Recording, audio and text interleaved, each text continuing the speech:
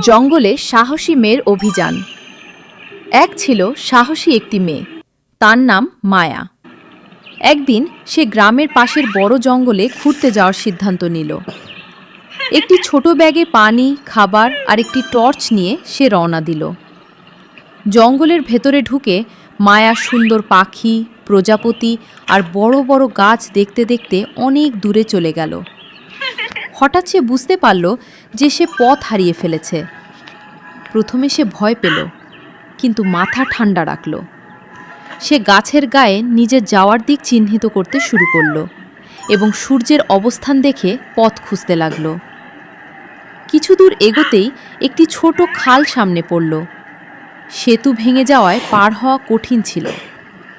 মায়া কাছের পড়ে থাকা গাছের গুঁড়ি ব্যবহার করে সাবধানে খাল পার হয়ে গেল।